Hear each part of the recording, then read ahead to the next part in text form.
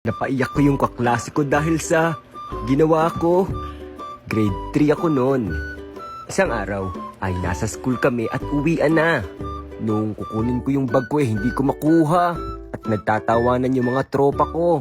Pagkita ko ay nakatali yung bag ko dun sa upuan. At bigla silang tumakbo. Sabi ko, aba, talagang pinagtripan nila ako. Tinali yung bag ko dito sa bangko. Humanda kayo bukas.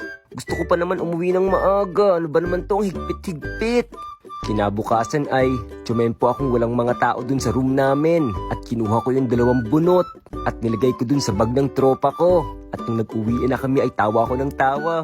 Kasi hindi niya alam na may bunot sa bag niya. Noong kinabukasan ay, ang sabi niya, Enzo, ikaw yung naglagay ng bunot sa bag ko, no? Pagbukas ko kahapon may bunot eh. Tinalo niyo yung bag ko, di ba? Para quits tayo. Noong dumating na yung hapon at nag-uwian na ay, pagdampot ng bag ko ang bigat. At nung pagbukas ko, meron namang 2 malaking bato. Ano ba naman to? Bato naman yung nilagay sa bag ko, nakakaasar. Ang dumi-dumi tuloy ng loob ng bag ko. Sino ba kasi nagpauso ng ganitong trip eh?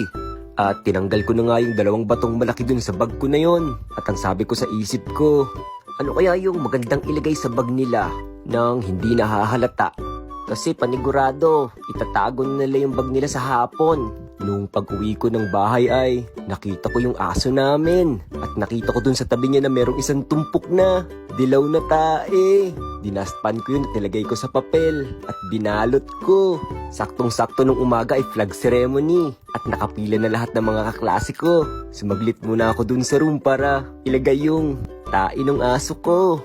At nung nagkaklase na kami ay, nagpapakopya yung teacher namin sa Filipino. At nung pagbukas niya ng bag niya ay, sabi nung isang kaklase ko, ang baho naman ng bag mo. Amoy tae. Ano to? Bakit may tae sa bag ko? Ikaw, Enzi, naglagay ng tae sa bag ko.